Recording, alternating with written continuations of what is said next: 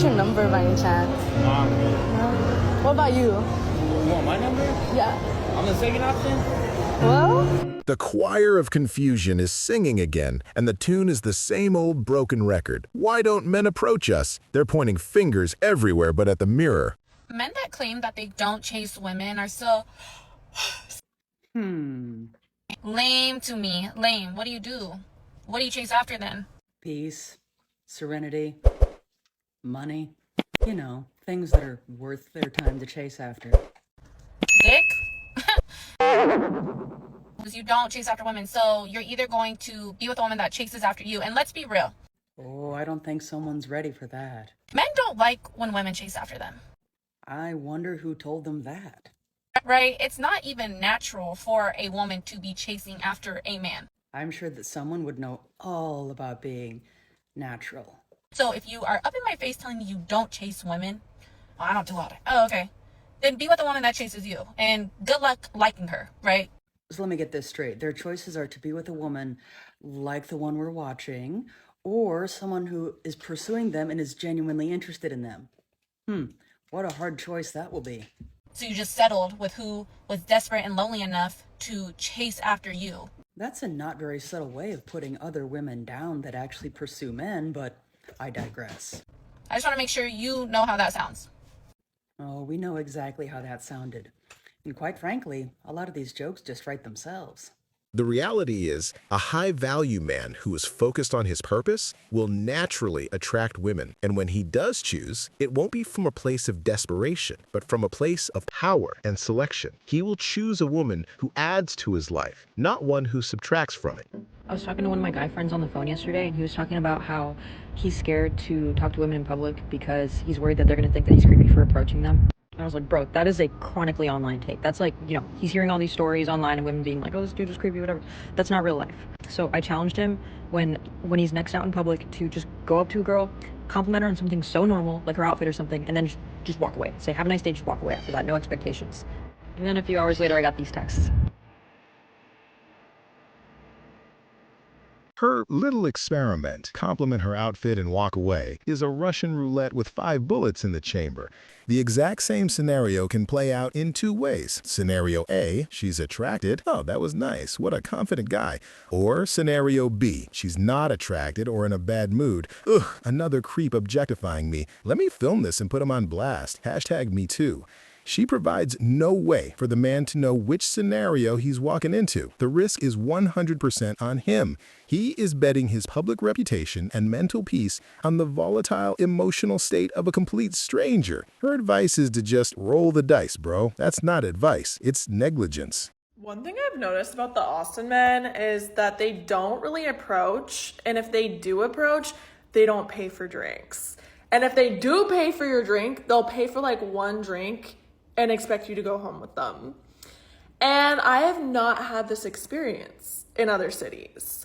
I've lived in New York, I've lived in Oregon, and I've traveled a lot. And whenever I'm out at the bars, men buy me a drink and my friends a drink just for being hot. And a lot of times they don't even have an expectation. They just want to chat, But Austin men are stingy and they don't really approach either. And if they do, they're like very hesitant about it unless they know that you're going to go home with them.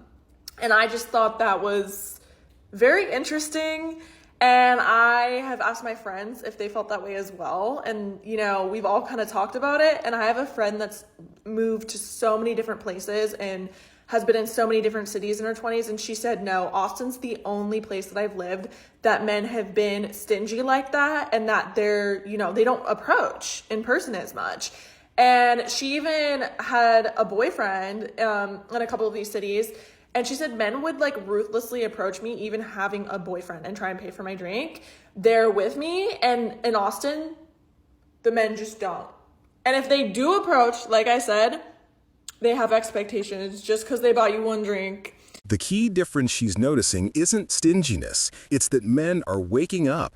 The men in Austin might be more red-pilled. They've realized that buying drinks for a woman just for being hot is a terrible investment. The modern man is allocating his resources more wisely toward himself and toward women who demonstrate clear interest and value, not just toward any random woman who feels entitled to a free cocktail because she exists. So we're living in a world right now where men want to approach women but are confused because there are a group of women who want men to approach them politely as a gentleman, introduce themselves. Then there's this other whacked out contingency of women who would literally scream at men in public if a man just politely came over and said hi.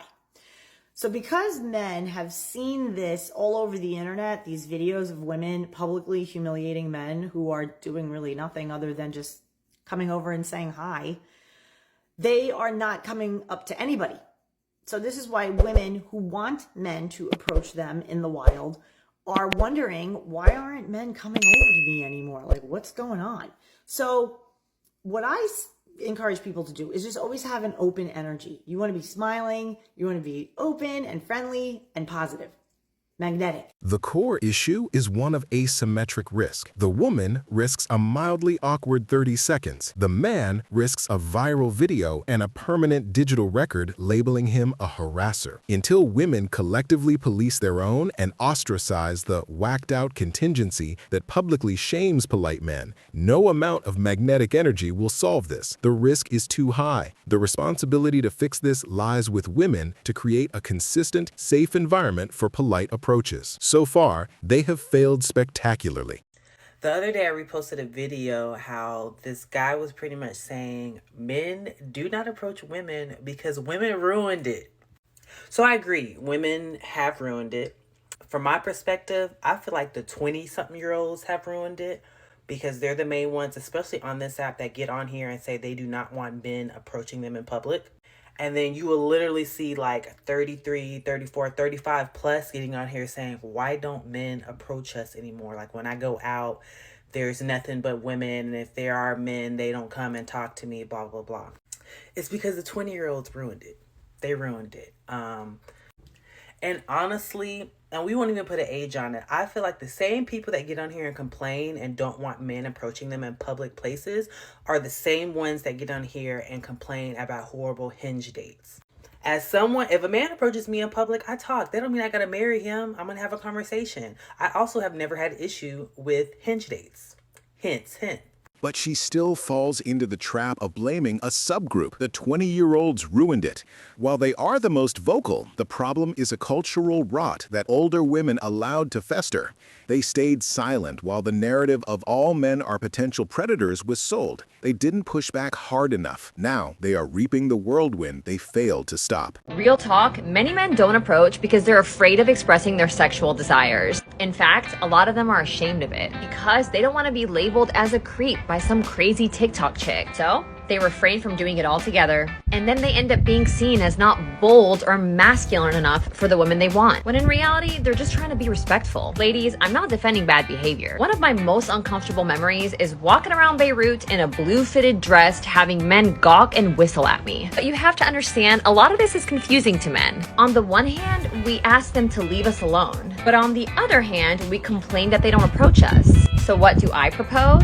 If you want to be approached, make it obvious.